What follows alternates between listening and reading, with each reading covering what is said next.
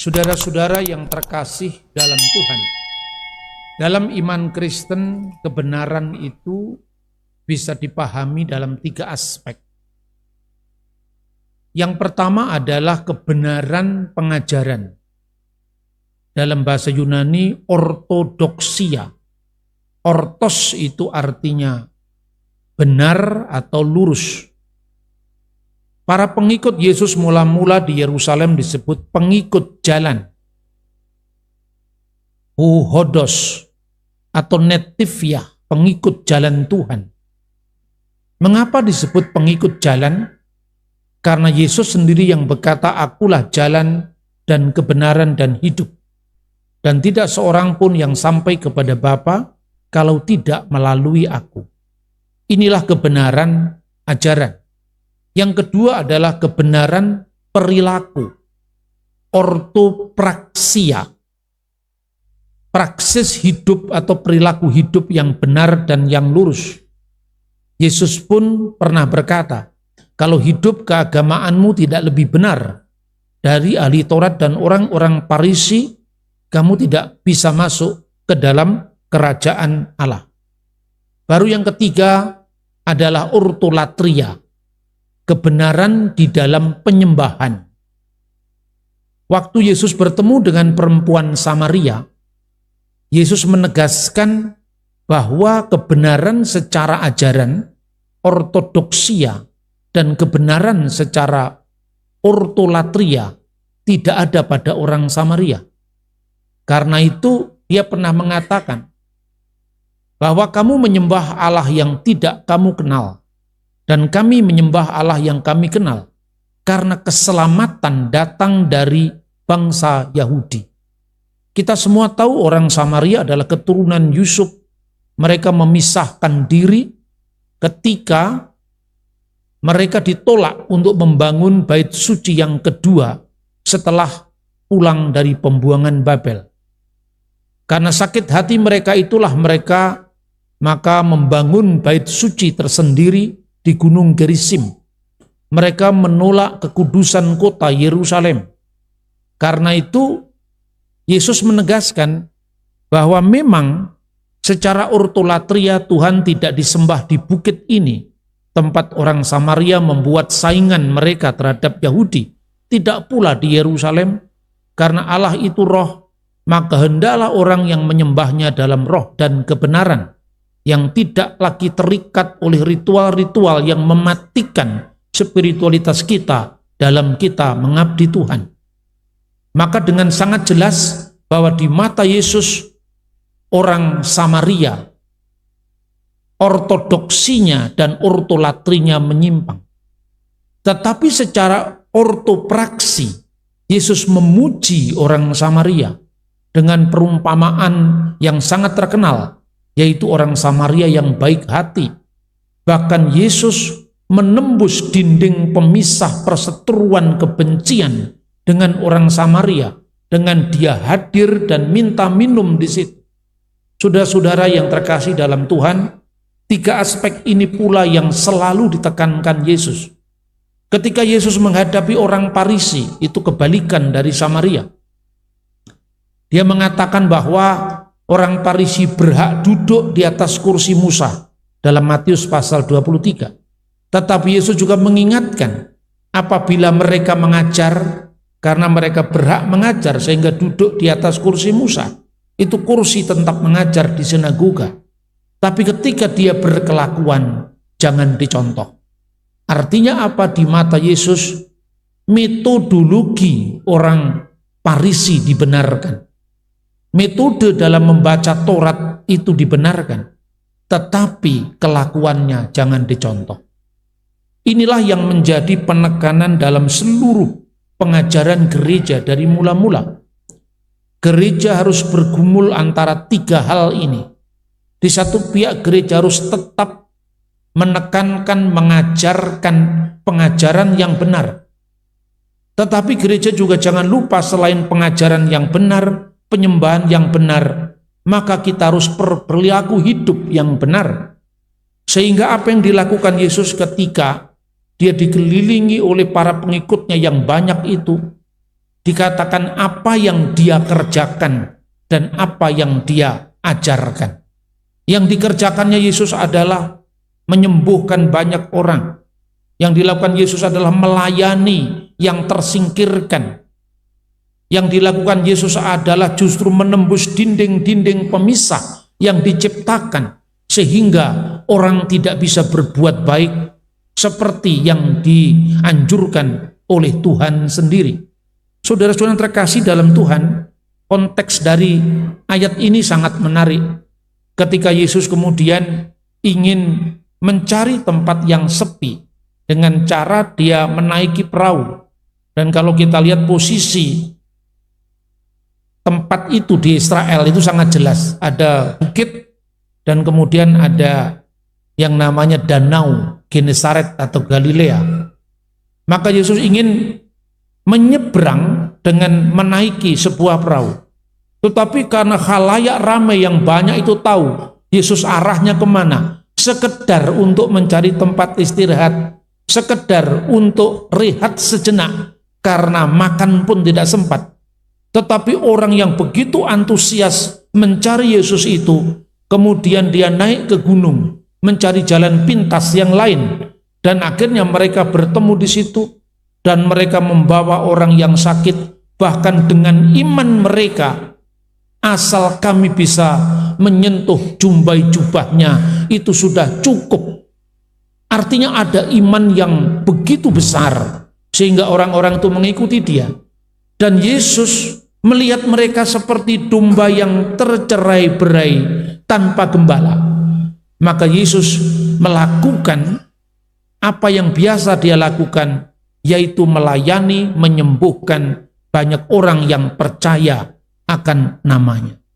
Saudara-saudara terkasih dalam Tuhan, inilah kiranya 3 matra yang mesti diemban dalam gereja, setiap pengikut jalan Tuhan.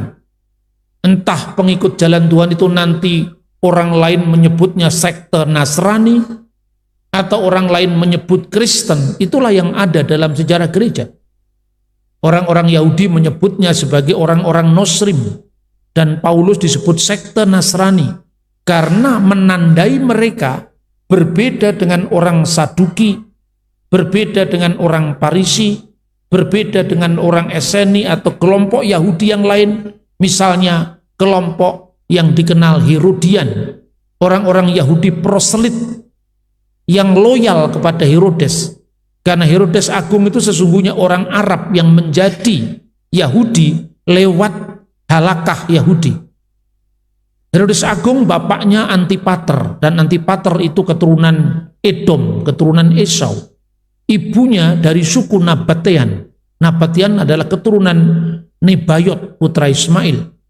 Tetapi karena orang Parisi saat itu dalam persaingannya dengan orang Saduki, ingin memenangkan banyak suku-suku lain, tapi dengan motivasi yang tidak baik. Karena persembahan-persembahan di bait suci atau ekonomi bait Allah sudah dikuasai kelompok Saduki, maka dia tidak kebagian properti itu.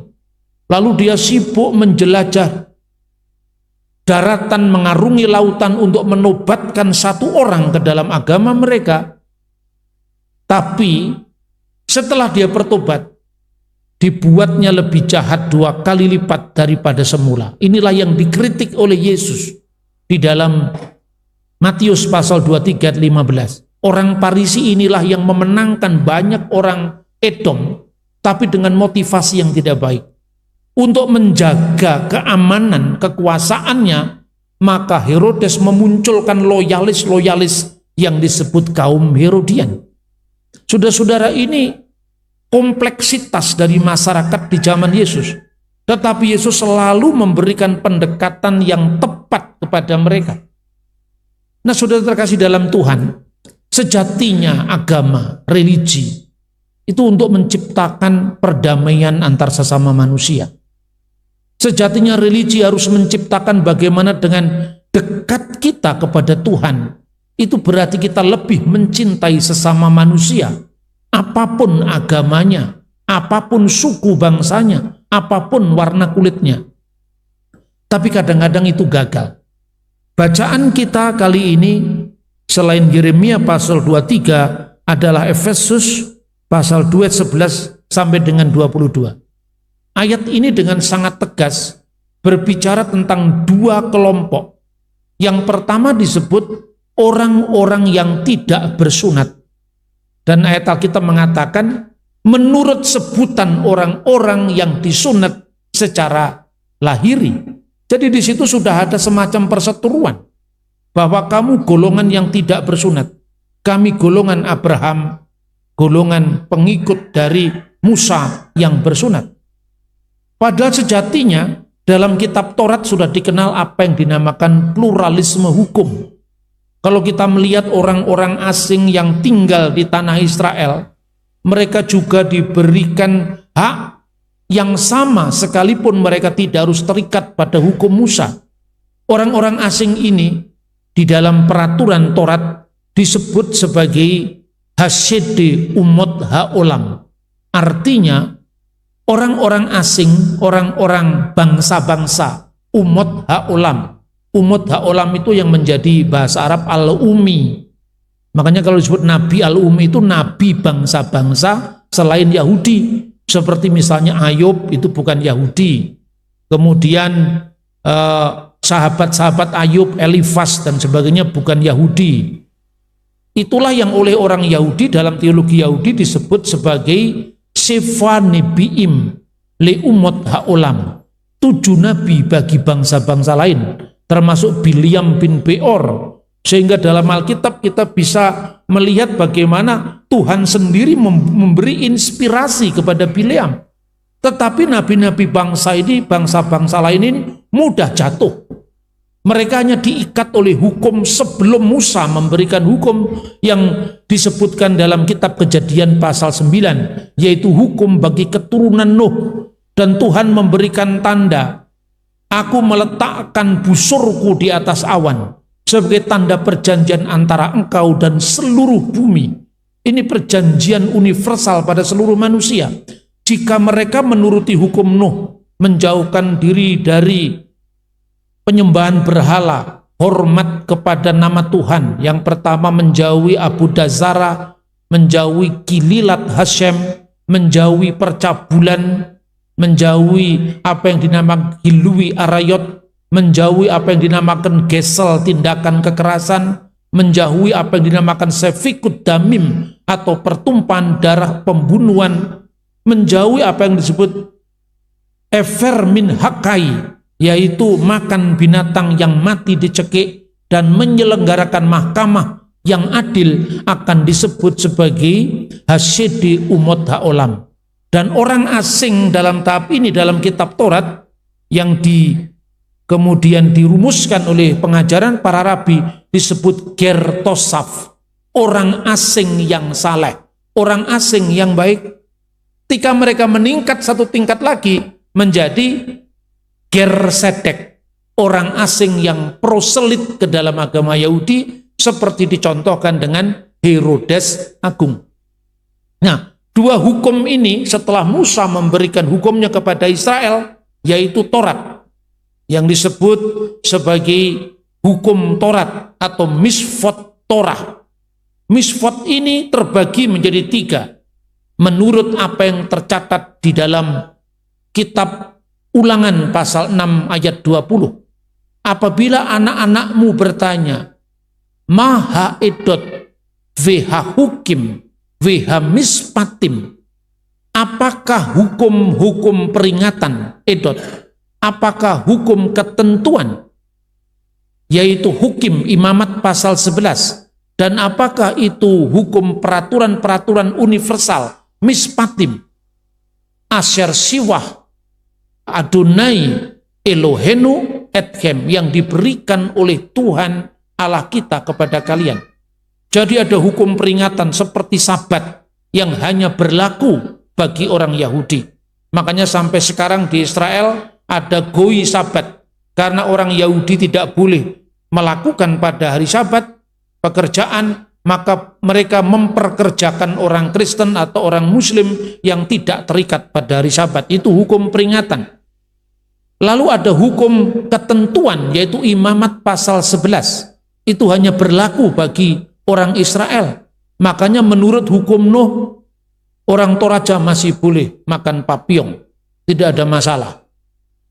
Orang Cina masih suka korban babi, karena memang sejak semula tidak pernah ada pemaksaan hukum khusus ini kepada orang bukan Yahudi. Jadi kalau kita membaca Alkitab dengan konteks, tapi apa yang terjadi? Hukum yang semestinya itu untuk menciptakan perdamaian, agar berlomba-lomba dalam berbuat baik, tapi justru orang Yahudi membangun dinding pemisah. Itulah yang dikisahkan dalam bacaan kita dalam Efesus pasal 2 ayat 14. Dinding pemisah itulah yang disebut mekhitsah atau sorek. Kemudian di situ mereka menulis garis batas. Orang Yahudi di tempat tertentu dipisahkan dan orang bukan Yahudi. Dan baru-baru ini secara arkeologi ditemukan yang namanya sorek itu tertulis dalam huruf Latin dan huruf Yunani. Orang-orang asing tidak boleh masuk ke dalam tempat orang Yahudi. Kalau mereka masuk, mereka harus bertanggung jawab dengan kematian mereka sendiri. Itulah yang sesungguhnya terjadi dengan apa yang dibaca oleh kita sekarang di Efesus pasal 2 ayat 14. Tapi dengan matinya Kristus, Dia telah menembus dinding pemisah itu. Saudara-saudara, teks ini memang teks yang cukup sulit di dalam eksegese Alkitab. Saya membaca teks yang diterjemahkan dengan membatalkan hukum Taurat itu di dalam bahasa Yunaninya memang cukup rumit, saudara-saudara. Karena di situ digunakan kata-kata yang kadang-kadang tidak dipakai di tempat yang lain. Dengan kematian akibat perseteruan dalam dagingnya itu, maka ton nomon, ton entolon, enduk masin, katar gesas. Itu teks aslinya. Kalau diterjemahkan secara harfiah, kematian dalam daging akibat perseteruan itu, maka hukum ketentuan-ketentuan yang diekspresikan dalam dogma-dogma, dalam putusan-putusan, dalam undang-undang yang diterapkan bagi bangsa lain, padahal bangsa lain semestinya tidak harus mengikuti itu, maka itu katar gesas, telah dibuatnya batal dengan sendirinya. Bukan Yesus membatalkan Taurat, tapi Taurat itu batal demi hukum. Karena apa? Tidak efektif lagi. Dengan kematiannya di kayu salib, Yesus dengan cinta kasihnya, yaitu pengorbanan sehabis-habisnya, cinta yang memberi nyawa kepada orang-orang yang membencinya, itu telah merobohkan dinding pemisah yang dibuat oleh sistem keagamaan yang mendiskriminasi pihak lain. Nah, itulah maknanya. Maka bukan berarti teks ini bertentangan dengan sabda Yesus. Karena di dalam teks lain Paulus mengatakan Yesus itu menggenapi Taurat, bukan membatalkan Taurat. Tetapi hukum yang ditegakkan dengan cara yang tidak manusiawi akhirnya menjadi batal dengan sendirinya. Ada banyak saudara-saudara yang menyalahpahami iman Kristen, seolah-olah Paulus bertentangan dengan ajaran Yesus. Tapi sesungguhnya kita melihat konteksnya, bahkan penemuan arkeologi seperti yang terbukti dari Mekitsah yang ditemukan, yang aturannya sangat keras, itu kita bisa memahami teks kitab suci kita. Akhirnya sesungguhnya iman itu bukan sekedar untuk diikrarkan tanpa dilaksanakan. Jadi 1 dan 2 ini kita berkomunikasi, berbicara dengan Tuhan, yaitu aspek ortodoksi dan aspek ortolatri. Ini wilayahnya kita berbicara dengan Tuhan. Tetapi Yesus meningkatkan lebih daripada itu. Dalam surat Roma yang terakhir, Paulus mengatakan, rahasia yang didiamkan selama berabad-abad sekarang sudah disingkapkan. Jadi paling tidak monoteisme, keesaan Tuhan itu bisa diklasifikasi menjadi 3 bagian. Yang pertama, monoteisme numerikal, monoteisme bilangan. Ini disebutkan misalnya di dalam Yakobus pasal 2 ayat 19. Kamu percaya Allah itu satu, itu baik, tapi setan-setan pun tahu dan gemetar. Jadi kalau sekedar Allah itu satu, bilangan 1, 2, 3, 4, setan pun tahu. Kadang-kadang saya berpikir untuk menyadarkan, mengedukasi banyak orang. Apa sih pentingnya monoteisme? Untuk Tuhan monoteisme itu tidak penting. Karena apa? Bayangkan sebelum ada ciptaan. Apakah perlu 1, 2, 3? Karena Tuhan sebelum menciptakan alam semesta, Dia hanya sendiri. Apa kalau Dia hanya satu-satunya, ketika sebelum yang lain tercipta, perlukah kata 1, 2, 3? Karena ada 1, itu karena ada 2. Perlukah ada engkau? Karena kalau Dia hanya 1, tidak bisa dibedakan aku, engkau, dia, mereka. Tapi monoteisme itu menjadi penting ketika sudah ada umat, dan umat ini ditolong oleh Tuhan. Makanya dideklarasikan dulu dalam dekalog Yahudi yang pertama itu masuk hukum. Anoki Adonai Eloheka asar hosetika me'aret Misrayim mibet avadim. Akulah Tuhan Allahmu yang membawa engkau keluar dari tanah Mesir, dari tempat perbudakan. Akulah Tuhan yang sudah menolong kamu, yang sudah membawa kamu. Sekarang apa komitmenmu untukku yang sudah menolong kamu? Lo yihye leha Elohim akirim alpanai. Jangan ada ilah lain di hadapan hadiratku. Jadi ini komitmen kita kepada Tuhan. Tapi Tuhan tidak butuh monoteisme. Tuhan tidak butuh tauhid. Tuhan tidak butuh penegasan bahwa Dia satu. Tetapi karena ada umat yang sudah ditolongnya, maka komitmu kepada Tuhan, jangan kamu menyembah ilah-ilah yang lain. Apa yang kemudian disembah, apa yang kemudian diekrarkan sebagai kebenaran ajaran, kemudian dilakukan dalam kehidupan sehari-hari. Lalu meningkat lagi apabila kita berbicara tentang Tuhan, maka Kristus menyingkapkan misteri itu. Itulah yang kita kenal dengan Allah Tritunggal. Jadi Allah Tritunggal itu tidak bicara tentang jumlahnya Allah, tapi bicara tentang misteri, pengungkapan misteri tentang keberadaan Allah yang esa. Tapi semuanya itu menjadi tidak berguna apabila iman itu dilakukan tanpa perbuatan. Sebab konteksnya, setan pun percaya kalau Allah itu esa. Setan tahu Allah itu esa, tapi dia tidak berbuat.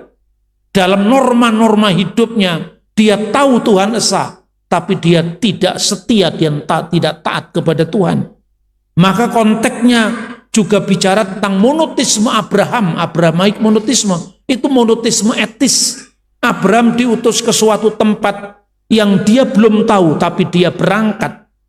Abraham dibenarkan karena iman yang berbuah. Perbuatan itu dia nyata berangkat dari Ur ke Haran, ke tempat yang belum dia tahu. Maka iman Yahudi sekarang ini berhenti pada tahap monoteisme Abraham. Dia hanya mengatakan satu, setia pada satu Tuhan itu, tetapi belum terjelaskan.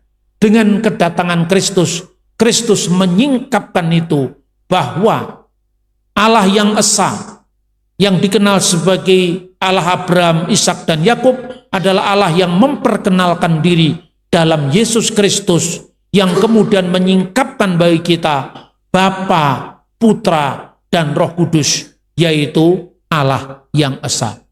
Segala kemuliaan bagi Bapa dan Putra dan Roh Kudus, sekarang dan selalu, serta sepanjang segala abad. Amin.